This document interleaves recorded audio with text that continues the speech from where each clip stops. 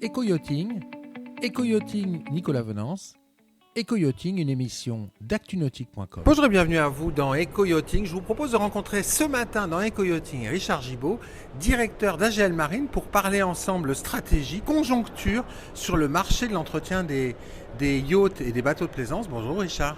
Bonjour Nicolas. Alors je souhaitais vous rencontrer, Richard Gibaud, depuis un petit moment. Vous avez une stratégie qui est ambitieuse chez AGL Marine. Et je souhaitais tout d'abord parler conjoncture et ensuite stratégie et développement. Auparavant, quelques mots sur AGL Marine.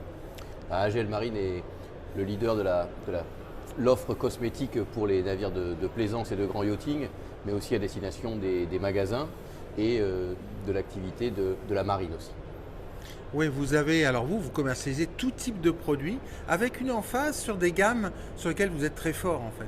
Alors on a fait un choix il y a 5 ans d'avoir une offre différente de la concurrence, c'est-à-dire que nous avons voulu souhaiter avoir l'offre la plus large en termes de peinture et d'anti-fouling, mais aussi avoir une grande capacité à accompagner nos clients techniquement avec des gammes de produits de consommables pour alimenter les chantiers de construction français.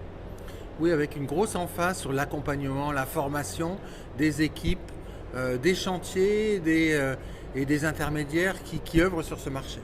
Ouais, là où d'autres ont peut-être la vision d'être des massificateurs logisticiens dans leur métier, nous avons souhaité nous rapprocher des clients, nous rapprocher techniquement, nous rapprocher physiquement pour être encore plus proche des problématiques de nos clients et leur apporter un service plus à travers les produits, mais aussi les services de nos équipes commerciales, techniques, qui, à travers notamment la AGL Academy, qu'on a ouvert il y a 3 ans, diffusent des messages et du contenu technique pour nos clients afin de générer de la valeur ajoutée pour leur métier. La valeur ajoutée. Alors, parlons tout de suite conjoncture. Comment s'est passée la saison nautique qui s'est achevée dernièrement et qui va redémarrer au printemps? Alors la saison nautique, elle est de notre fenêtre, elle a été vécue plutôt positivement parce que la dynamique du marché est forte, tant sur la construction neuve que sur l'activité de la réparation. Elle a été aussi très forte dans les secteurs des magasins. On sent qu'aujourd'hui, bien évidemment, la tension du coût des matières commence à peser sur le marché. Et on est aussi nous, dans notre rôle de distributeur, de devoir trouver les solutions pour limiter l'impact de ces hausses chez nos clients. Mais la dynamique a été plutôt bonne. On a eu une saison de Méditerranée en charter dans le grand yacht qui a été excellente. Contrairement à ce qu'on pensait avec la guerre en Ukraine et ce qu'on anticipait sur la clientèle russe. Oui, on a un effet contrebalancé par une parité entre l'euro et le dollar qui a favorisé une clientèle américaine qui a été assez présente sur la Riviera française notamment pour consommer du loisir grand yachting. Et on sait que dans notre métier, quand le charter est plutôt positif et que la saison est bonne, il y a une saison de refit et de maintenance qui est plutôt correcte. On a des atouts majeurs dans la région puisque la plateforme de La Ciotat a ouvert une nouvelle zone pour accueillir les grands yachts avec la plateforme Atlas, avec un ascenseur de 4300 tonnes. Donc l'offre s'est élargie, donc on reçoit de plus en plus de bateaux, donc c'est très positif dans ce segment-là.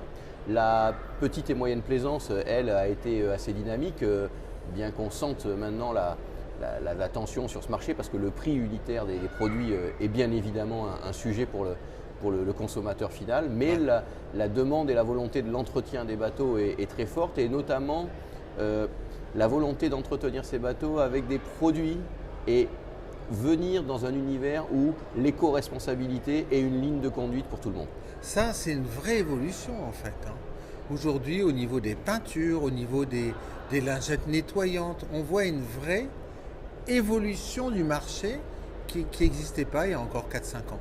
Alors je crois qu'aujourd'hui, l'éco-responsabilité, elle est présente dans nos vies à tous, qu'on soit entrepreneur, c'est notre ligne de conduite. On ne peut pas concevoir notre action entrepreneuriale sans intégrer cette problématique environnementale et notre souhait de vouloir améliorer le respect de l'environnement.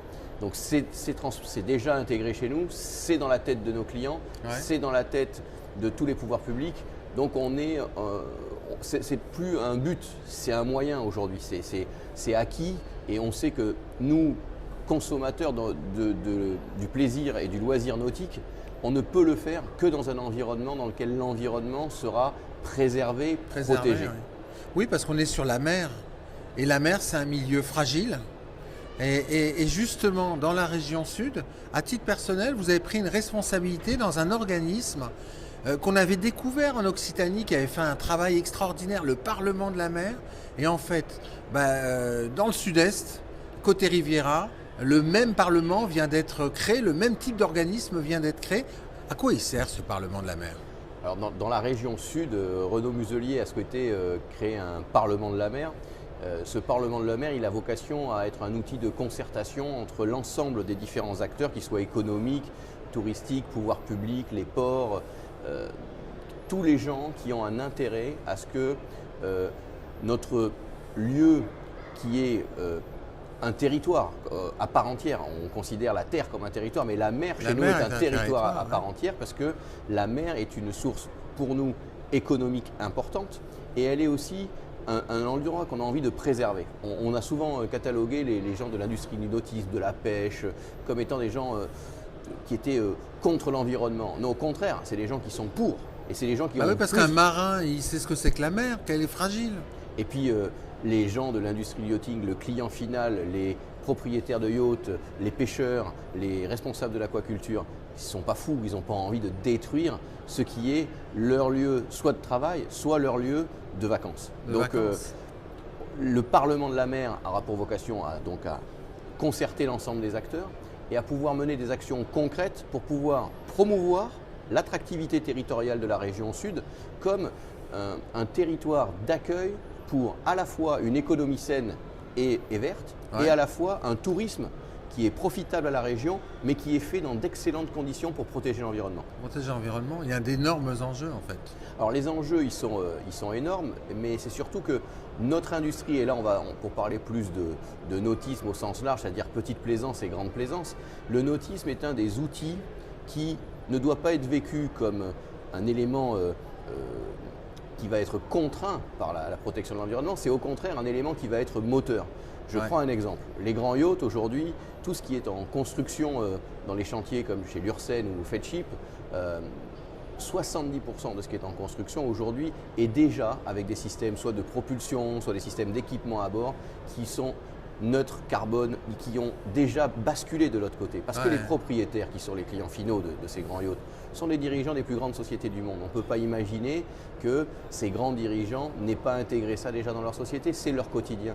Pourquoi toutes leurs entreprises adoptent des politiques et des stratégies RSE. Donc c'est une évidence pour eux que leurs yachts doivent être aussi exemplaires en termes d'éco-responsabilité. Et ce sont eux, parce qu'ils ont des moyens très importants, qu'ils vont permettre à l'industrie de montrer que oui, le yachting, oui, la plaisance est capable de mener à bien une politique saine de consommer du loisir nautique, mais aussi de respecter l'environnement. Dans le respect de l'environnement. Et vous, en fait, cette démarche d'accompagnement, vous le faites au travers de gammes de produits qui s'inscrivent dans cette démarche RSE avec une grosse politique et stratégie de formation de vos équipes auprès des chantiers. Alors, nous, à titre entrepreneurial et chez AGL Marine, on a fait, avec les partenaires qui sont les nôtres, des marques comme Seajet, comme Ample, comme AkzoNobel, on a la chance d'avoir dans nos gammes des lignes de produits qui ont intégré depuis déjà plusieurs années l'engagement vers l'éco-responsabilité de nos produits. Les anti-fouling étaient des produits qui étaient montrés du doigt.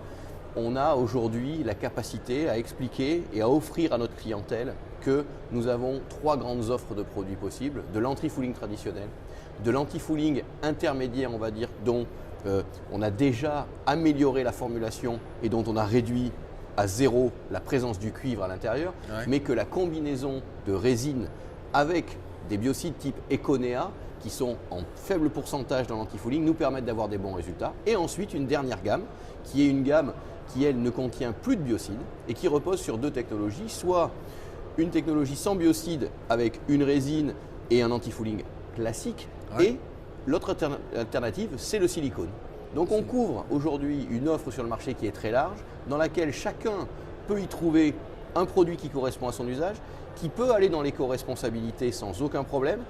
Bien évidemment, en échange, il y a une pratique. La pratique ne peut pas convenir à n'importe quel produit, donc l'usage guidera les consommateurs vers le produit le plus adapté, mais qui les amène vers un produit beaucoup plus neutre en impact écologique. En impact écologique. Alors cet accompagnement de vos clients qui sont les applicateurs et les chantiers de construction ou les chantiers de refit, jusqu'à présent, vous accompagnez vos clients sur Cannes avec la GL Academy, mais également sur La Rochelle et sur Lorient. Et en ce début d'année 2023, vous annoncez 2 nouvelles implantations le long du littoral français. Oui, alors dans la suite de ce qu'on disait tout à l'heure, on a toujours voulu ne pas s'éloigner des clients, on a toujours voulu s'en rapprocher, parce que pour nous c'est très important de délivrer le bon message au plus près du client et d'être en soutien pour l'ensemble de l'industrie. Et là, on a validé d'aller accompagner encore plus loin l'industrie du grand yacht. On va se rendre sur le site de La Ciotat, au milieu du chantier de La Ciotat Shipyard. Carrément. Exactement. Et donc ce sera pour nous pas une solution logistique, ce sera un point d'appui, on va dire, pour pouvoir apporter suivi de chantier, expertise. Accompagnement. Exactement, entretien des carènes. Et là, on pourra être au plus proche des problématiques du grand yachting. Et en parallèle de ça, sur une autre typologie du segment, la moyenne plaisance et la réparation, on sera présent très prochainement sur le bassin d'Arcachon, dans un entrepôt qui va pouvoir héberger notre activité, mais aussi héberger notre expertise technique avec une déclinaison de la GL Academy qui sera présente dans une autre région, donc du côté de la façade atlantique.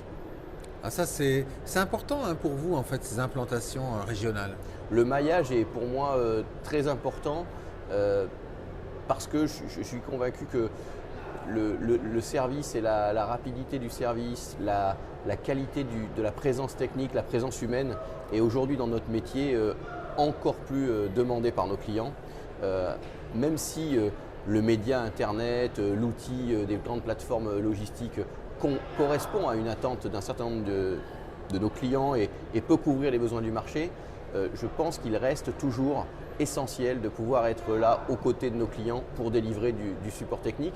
On a un énorme enjeu au niveau de la formation, que ce soit chez nous, mais aussi chez nos clients. On connaît le marché, on sait que l'ensemble de la profession est en train de recruter à grande échelle parce que nous avons des besoins en humain. Si nous ne fournissons pas l'assistance de formation pour accompagner nos clients, ce sera difficile, dans la qualité de la formation de leurs opérateurs, qui sera capable de faire ça? Donc en conclusion, une année 2023 placée sous le signe du développement.